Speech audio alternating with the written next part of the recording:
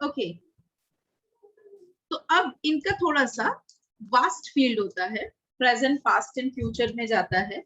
जितना हम ज्यादा यूज करते हैं उतना ज्यादा ये यूज होता जाता है। सो हम इनका प्रेजेंट, पास्ट एंड फ्यूचर बहुत आसानी से, बहुत अच्छे से बना सकते हैं। सबसे पहले हम शुरुआत करने वाले हैं प्रेजेंट से। तो अगर कोई कहता है कि मुझ में कॉन्फिडेंस है, या फिर पहले सिंपल सेंटेंस ले लेती हूँ, मेरे पास एक लैपटॉप है, आई हैव अ लैपटॉप। ठीक है, इसका नेगेटिव आसानी से बन जाता है, सिंपल नेगेटिव है इसका, I don't have a laptop. I have muted the mics, huh? Okay, so what we have is like I have a laptop. इसका नेगेटिव बनाते हैं। Priyanka, please keep your mic mute. I don't have a laptop. ठीक है, पूछना हो क्या आपके पास laptop है, do you have a laptop? ठीक है, अगर पूछना हो do you have a laptop, तो इसका मतलब है यस नो वाला क्वेश्चन। हम चाहे तो इंटेरोगेटिव भी पूछ सकते हैं, we can ask the interrogative also, interronegative है ना, do you not have a laptop, ये भी बोल सकते हैं, do you not have a laptop, क्या आपके पास लैपटॉप नहीं है। ये कंफर्मेशन वाला क्वेश्चन होता है, इंटेरोनेगेटिव कहलाता है। अब अगर इसी का ही पास्ट बनाना हो, बहुत सिंपल पास्ट बनता है, कैसे बनेगा मैं बताती हूँ। सब्जेक्ट बहुत सिंपल है, सब्जेक्ट कोई भी लीजिए, उसके बाद सिर्फ हैड लगेगा। हैज और हैव का एक ही पास्ट होता है, हैड, और उसके बाद आप आराम से ऑब्जेक्ट लगा सकते हैं। इतना छोटा सा सेंटेंस है, मैं आपको बताती हूँ। जैसे मैंने कहा मेरे पास लैपटॉप था, तो हैड ही लगेगा, सबके साथ हैड लगेगा, दूसरी वर्ड है नहीं, आई हैड अ लैपटॉप। ठीक है, और बोलना है मेरे पास लैपटॉप नहीं था, था वाली फीलिंग है, तो बताती हूँ, इसमें आप डू का पास लगाइए, डू का पास डिड होता है, तो हो जाएगा आई डिड नॉट हैव।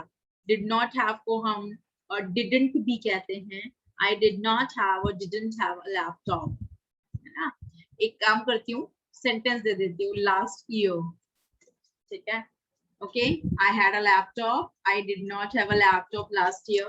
मैं थोड़ा सा टाइमिंग में वेरिएशन कर रही हूँ, तो और क्लियर हो जाएगा कि पास्ट की बात हो रही है। ठीक है, क्या मेरे पास लैपटॉप था, खुद से पूछना है। ओके ओके, सॉरी सॉरी, यहाँ पर भी खुद से ही पूछना है। अभी फिलहाल तो आई से ही बनाएंगे सेंटेंस। क्या मेरे पास लैपटॉप है, खुद से पूछना है। सेंटेंस फ्रेमिंग के लिए खुद से भी पूछ सकते हैं, तो हो जाएगा do I have a laptop. यहाँ हो जाएगा do I not have a laptop. यहाँ पर क्या बनेगा, यहाँ पे डिडंट बन जाएगा, तो हो जाएगा सेंटेंस यहाँ पे I didn't have a laptop last year, मतलब पिछले साल मेरे पास लैपटॉप नहीं था। ये है वो सेंटेंस। ठीक है, अच्छा, यहाँ पे हम लोग क्वेश्चन भी बना सकते हैं, क्या तुम्हारे पास लास्ट ईयर लैपटॉप था, या क्या मेरे पास, अपने लिए बना लेते हैं, सॉरी यू नहीं बोलेंगे, आई ही बोलते हैं, क्या मेरे पास लास्ट ईयर लैपटॉप था, खुद से पूछ रहे हैं फॉर एन एग्जाम्पल, तो बोलेंगे did I have a laptop last year, है ना, क्वेश्चन मार्क लगा देंगे। क्या मेरे पास लास्ट ईयर लैपटॉप नहीं था, तो हो जाएगा did I not have a laptop last year. ये भी क्वेश्चन मार्क ही होता है, थोड़ा कंफर्मेशन वाला कॉल होता है। तो यहाँ पर हम सेंटेंस बना रहे हैं पास्ट वाले। तो अगर कहना है मेरे पास एक लैपटॉप है, बोलेंगे आई हैव अ लैपटॉप। कहना है मेरे पास एक लैपटॉप था, तो फिर बोलेंगे आई हैड अ लैपटॉप। और टाइम जोड़ना है तो पीछे जोड़ जाएगा लास्ट ईयर। जब भी का भी टाइम जोड़ना है जोड़ सकते हैं, नहीं जोड़ना चाहे तो हटा भी सकते हैं। भाई जिस जैसी स्पीकर का यूसेज है, जो स्पीकर का सेंटेंस है, उसको उसके हिसाब से सेट कर देंगे। ठीक है, इसका अगर फ्यूचर बनाना हो, मान लीजिए कहना है कि मेरे पास एक लैपटॉप होगा। अक्सर हम लोग इमेजिनेशन करते हैं, वी इमेजिन दैट मेरे पास एक बंगला होगा, मेरे पास एक कार होगी, मेरे पास ये होगा, मेरे पास वो होगा। ये जो इमेजिनेशन होता है कि जो ये सब चीजें होंगी, इमेजिनेशन मतलब थोड़ा फ्यूचर का डिसीजन मेकिंग चल रहा होता है, तो कह सकते हैं उसके लिए सब्जेक्ट लगाइए।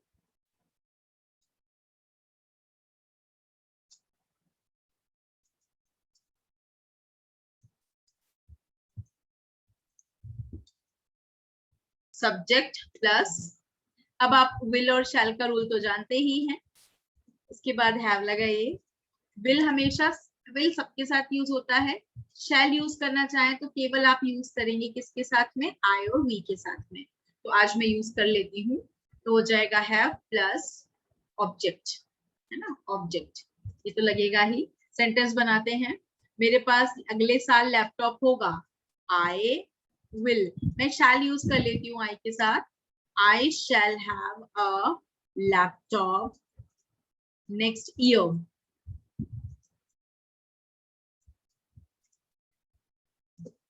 ठीक है। इसका नेगेटिव बनाना हो तो आप लोग जानते हो शेल नॉट का शॉर्ट फॉर्म शैंट होता है, बना सकते हैं। ध्यान रखिएगा, इसके बाद तो हैवी लगता है। तो आई शैंट हैव अ लैपटॉप। ठीक है, यहाँ पे हो जाएगा मतलब मेरे पास लैपटॉप नहीं होगा। मैं नेक्स्ट ईयर लगा भी सकती हूँ, मैंने नीचे वाले में नहीं लगाया है, लगाना चाहे तो लगा सकते हैं। क्या मेरे पास लैपटॉप होगा, पूछ रहे हैं, खुद से पूछ रहे हैं। Shall I have a laptop? Shall I have a laptop? है ना, ये यूज हो जाएगा। क्या मेरे पास लैपटॉप नहीं होगा, कंफर्मेशन है। Shall I not have a laptop?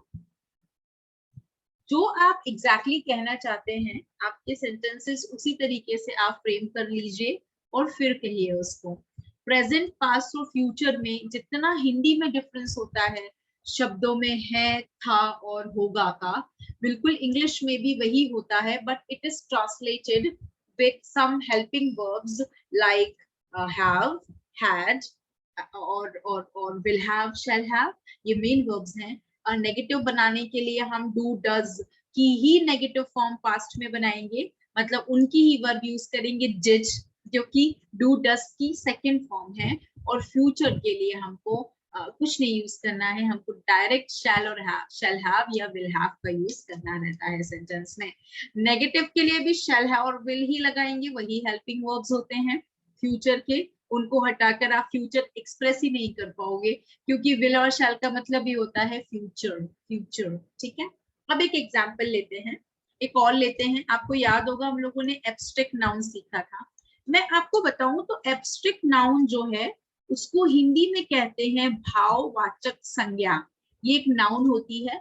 Noun की डेफिनेशन अगर आपने पिछली बार सुनी हो तो मैंने name of any person, place और थिंग के अलावा एक और चीज ऐड की थी, दैट इज कॉल्ड फीलिंग्स या इमोशंस को भी नाउन कहा जाता है।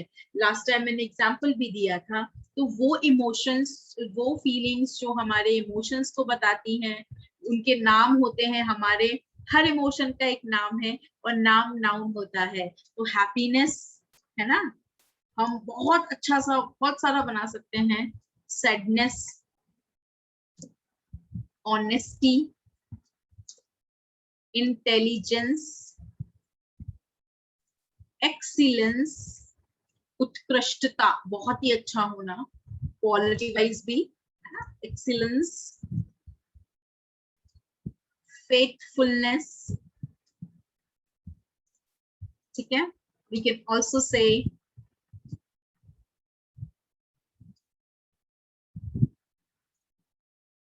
हेट्रेड। हेट्रेड मतलब होता है नफरत करना, हेट्रेड, इट इज कॉल्ड नफरत करना।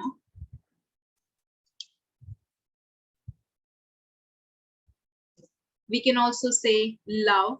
लव एक वर्ब भी होती है, लेकिन लव का मतलब प्यार भी होता है ना, so it is basically one abstract noun also. So यहाँ पर love, hatred. We can also say, सुना होगा हम लोगों ने, लाइक। लाइक वर्ब भी होती है, एब्स्ट्रैक्ट नाउन भी है, जिसका मतलब है कोई चीज हमारी लाइक्स में होना। तो हम उसको कह सकते हैं लाइक, मुझे पसंद है, आई दिस इज माई लाइक, ये मेरी लाइक है, ये मेरी पसंद है, दिस इज माई लाइक, कह सकते हैं लाइक, लाइक दैट, है ना। तो इस तरह से हम लोग जो एब्स्ट्रैक्ट नाउन्स है उनको बता सकते हैं। एंड ध्यान रखना है एब्स्ट्रैक्ट नाउन का मतलब ही होता है जिसका आकार नहीं है, you can't touch it, you can't see that, but you can feel it by somebody's behavior because that is the feeling or the emotion. ध्यान रखना है फीलिंग और इमोशन वाली नाम बताने वाली नाउन को ही हम एब्स्ट्रैक्ट नाउन कहते हैं। तो ये कहीं दिखता नहीं है, ये एक्चुअली हमारे नेचर में होता है। तो बस आ जाइए कुछ एग्जांपल्स लेते हैं, हैज और हैव से बनाएंगे। तो ध्यान रखिएगा जब व्यक्ति होता है जो खुश है तो हम बोलते हैं he is happy। ध्यान रखिएगा यहाँ पे जो हैप्पी शब्द है ना वो एक एडजेक्टिव है, हैप्पी इज एन एडजेक्टिव, लेकिन कहना है उसमें खुशी है। अब यहाँ पर खुशी है, खुश नहीं है वो, यहाँ पर खुशी है। सो it is an abstract noun, है ना, ये शॉर्ट फॉर्म है उसका ABS एब्स्ट्रैक्ट। ये आपको वहां पे भी दिख जाता है what we call it dictionary में, अगर कोई नाउन ऐसी है तो, स्पेशली ऑनलाइन डिक्शनरी। ऑफलाइन में भी आजकल चला जाता है, there is a good authorized dictionary like Collins, like Oxford advanced learner, like Cambridge, है ना। So these kind of authorized dictionaries have that, they do have this। उसमें खुशी है तो हम बोलेंगे he ले लेते हैं, has happiness, मतलब इमोशंस हमेशा वो हैज और हैव से बताए जाएंगे, अंदर है ना, हमारे पास है, हम पोजेस करते हैं, हमारे पास वो फीलिंग हमारे अधिकार में है ना। He is happy, happy adjective है और हैप्पीनेस उसका नाउन फॉर्म है। इसीलिए आपको जो लिस्ट दी गई है ना उसमें हैप्पी एडजेक्टिव और हैप्पीनेस एब्स्ट्रैक्ट नाउन एक दूसरे के ठीक बगल में दिए हैं, ताकि आप सेंटेंस बनाते वक्त ध्यान रखेंगे। आपको कहना है हम ईमानदार हैं तो हम बोलेंगे वी आर ऑनेस्ट, क्योंकि ये हम व्यक्ति हैं, ये हमारा गुण है, लेकिन हमारे यहाँ हमारे पास कौन सा इमोशन है, ईमानदारी वाला। कौन सी फीलिंग है, ईमानदारी वाली, तो बोलेंगे वी हैव ईमानदारी, कॉल ऑनेस्टी। आपको बताना चाहूंगी ऑनेस्टी एक एब्स्ट्रैक्ट नाउन है और ऑनेस्ट एडजेक्टिव है। तो एडजेक्टिव से हम एब्स्ट्रैक्ट नाउन फॉर्म कर सकते हैं, कहीं हम वाई लगाते हैं, कहीं हम NESS लगाते हैं, कहीं हम ENCE लगाते हैं, कहीं हम ANCE लगाते हैं। इनका एग्जैक्टली क्या रूल है दैट आप यूट्यूब पे जाके सर के सफिक्स और प्रीफिक्स वाले फॉर्मेशन में, जिसमें नाउन के प्रीफिक्स और सफिक्स वाले फॉर्मेशन में देख सकते हैं। बहुत अच्छा वीडियो है वो सफिक्स और प्रीफिक्स वाले में, इसके साथ क्या लगता है एक आइडिया जरूर मिल जाता है। बाकी पढ़ते पढ़ते याद भी हो जाती है चीजें कि हाँ भाई ऑनेस्टी ही होता है, ऑनेस्टनेस नहीं होता, सैडनेस ही होता है, सैडी नहीं होता, हैप्पीनेस ही होता है, हैप्पी एंस नहीं होता। ये याद होने लग जाते हैं धीरे धीरे, the more we use the more we get it, ऐसा हो जाता है ना। तो वी हैव ऑनेस्टी। ऐसे ही कुछ और एग्जाम्पल ले सकते हैं, जैसे कहना है अरे वो तो बहुत ज्यादा विवेकी है, डिसीजन मेकिंग में बहुत अच्छा है, तो कह सकते हैं ही इज, वह अच्छा डिसीजन मेकर है, मतलब विवेकी है। ही इज प्रूडेंट, आपको याद होगा हमने सीखा था, मैं थोड़ा सिखाना चाहती हूँ तो वर्ड दोबारा रिपीट कर रही हूँ। मतलब वह विवेकी है, विवेक का मतलब होता है बुद्धि, बुद्धिमान है, विवेक से काम लेता है, बुद्धि से काम लेता है, तो प्रूडेंट है। उसके अंदर क्या है, उसके अंदर विवेक है। विवेक नाम भी होते हैं, इसका मतलब है वो उसका मालिक है, किस चीज का, बुद्धिमानी का, बुद्धिमत्ता का मालिक है। तो कह सकते हैं he has prudence। प्रूडेंस याद रखना है, इसमें ENCE लगता है, प्रूडेंट में ENCE लगता है। रूल ऐसा होता है कि जनरली हम लोग जहां जहां ENT लगाते हैं एडजेक्टिव में, वहां पे ENCE या ANCE, है ना, ये लगा देते हैं। तो जहां ENT है वहां ENCE आ जाता है, जहां ANT है वहां ANCE आ जाता है। रूल ऐसा होता है ना। फिर जहां पे अकेला T है तो ऑनेस्टी, और भी कई होते हैं जैसे एबिलिटी। तो ऐसे जो शब्द आते हैं ना जिसमें T लगा हो या सिंपल E हो लास्ट में, तो उनमें हम TY लगा देते हैं। अच्छा, दूसरा हम जब बात करते हैं जिसमें Y लगा हो, पहले से ही हैप्पी, तो सैड, कुछ ऐसे शब्द होते हैं जिनमें NESS लगाते हैं। तो आप एक बार ये रूल देखिएगा, फिर आप वहां पे आपको क्लियर हो जाता है कि किसके साथ क्या लगता है। वैसे याद करने से भी अच्छे से समझ में आ जाता है, क्योंकि कई वर्ड्स एक्सेप्शनल केसेस भी होते हैं, फिर उनको लर्न करो, उससे बेहतर है कि हम इससे अच्छे से कर सकते हैं। तो प्रूडेंस हो गया, इसका मतलब है वह विवेकी है और उसके अंदर विवेक है, he has prudence। ये बिल्कुल वैसा ही है जैसा हम सेंटेंस बनाते हैं। आपको एक सेंटेंस बना के दिखाती हूँ। जैसे let me tell you that I like all the wonderful actresses, लेकिन मुझे लगता है कि फिलहाल यू नो ऐश्वर्या रॉय जैसा फिलहाल अभी तक तो कोई बना नहीं है। जैसी वो थी अभी भी बिल्कुल वैसी ही है, और शी इज सो ब्यूटीफुल। तो मुझे लगता है कि अगर मुझे कहना हो, फॉर एन एग्जाम्पल मुझे कहना हो कि ऐश्वर्या सुंदर है, तो ऐश्वर्या ऐश्वर्या इज ब्यूटीफुल। हर कहना है कि ऐश्वर्या में सुंदरता है। अब कोई भी हो सकती है, वो फिजिकल हो सकती है दिखने में, वो अंदर वाली अच्छी व्यक्ति हो सकती है, वो भी हो सकती है, पर मुझे कहना होगा ऐश्वर्या हैज ब्यूटी। तो अब ब्यूटी लगाने के लिए हैज लगाना पड़ेगा। ब्यूटी सुंदरता, ये ध्यान रखेंगे, है ना। कहीं भी हो सकता है, India is beautiful, India has beauty. Bhopal is beautiful, Bhopal has beauty. The world is beautiful and the world has beauty. बिल्कुल वही जो आपके एडजेक्टिव और एब्स्ट्रैक्ट नाउन्स हैं, वो आप इस तरीके से बहुत अच्छे से बिना किसी कंफ्यूजन के आप यूज कर सकते हैं। हाँ, लेकिन आपको वोकैबुलरी लर्न करना होगा, आपको उन्हें पढ़ना होगा। वो शीट को ओपन करके आपको वो रोज कम से कम एक बार पूरा फर्स्ट एंड सेकंड कॉलम पढ़िए, फिर दूसरी बार में थर्ड एंड फोर्थ कॉलम पढ़िए। पहले वाले में हो सकता है आपको 30 वर्ड्स पढ़ने पड़े, but let me tell you, वो 30 वर्ड्स अगर आपने 2-3 दिन भी पढ़ लिए विद द हिंदी मीनिंग, और आप अगर हिंदी उतनी अच्छे से नहीं समझते तो गूगल पे उसको इंग्लिश मीनिंग भी चेक करके अगर समझ सकते हैं, उसको समझिए, और आप विद इन 4-5 डेज आपको इतने सारे वर्ड समझ में आ जाएंगे, क्योंकि आपको उसके पीछे का पता है कि भाई one is adjective which is used for complimenting somebody, किसी की तारीफ करने के लिए, उस व्यक्ति के लिए, उस व्यक्ति को बताने के लिए ये कि ये है, तो फिर आप उसे एडजेक्टिव में फॉर्म में यूज कीजिए, और उस व्यक्ति के अंदर की इमोशन को बताने के लिए तो फिर उसके एब्स्ट्रैक्ट नाउन यूज कीजिए। अब दोनों साथ में पढ़ेंगे ना, first second column then third fourth column, first second third fourth. तो अगर आपने 10 वर्ड्स डेली भी पढ़ लिए ना, तो अगर उसमें 50 वर्ड्स हैं, so you can read it I think in 5 days. एक बार और रिवाइज कीजिए and you will be able to understand it. ठीक है, इसका भी एक स्क्रीनशॉट लीजिए। मैंने आपको ये जो सेंटेंस कॉम्बिनेशन है ये प्रेजेंट में बताया है, आप पास्ट में भी यूज कर सकते हो। जैसे एक एग्जांपल पास्ट का देती हूँ और एक फ्यूचर का दूंगी। मैं नर्वस था, नर्वस को बोलते हैं घबराया हुआ होना। मैं नर्वस था तो बोलेंगे I was nervous. Nervous adjective होता है, ये VOUS वाले एडजेक्टिव्स होते हैं। Nervous, I was nervous. कहना है मेरे अंदर घबराहट थी, तो बोलेंगे आई हैड नर्वसनेस। ठीक है, एक और एग्जाम्पल, एक पास्ट का हो गया, एक फ्यूचर का लेते हैं। मुझमें, मैं कॉन्फिडेंट, मैं आत्मविश्वासी होऊंगा, तो सेंटेंस हो जाएगा आई विल बी। अब इजएमआर का बी होता है, आई विल बी कॉन्फिडेंट। देखो ध्यान रखना, DENT वाले एडजेक्टिव्स होते हैं।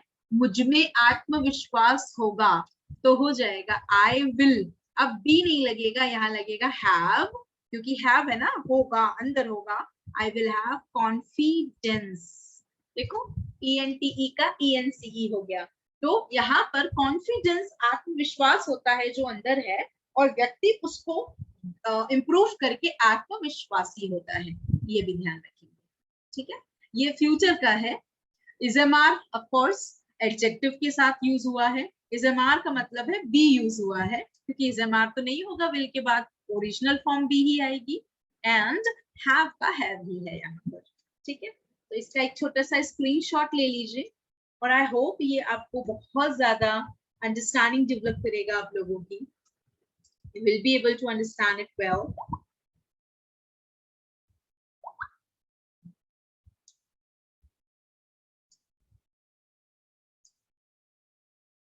Okay, tell me if there is any question. आप लोग मुझसे पूछ सकते हैं. इसका स्क्रीनशॉट जरूर ले लीजिए. Take a screenshot, which is very, very important.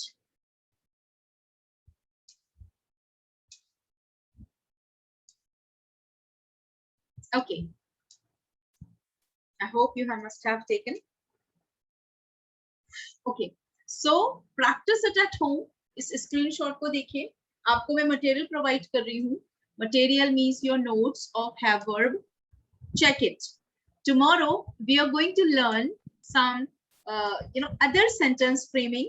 और इसको हम कल जो topic लेंगे वो spoken English का रहेगा. And that topic would be related to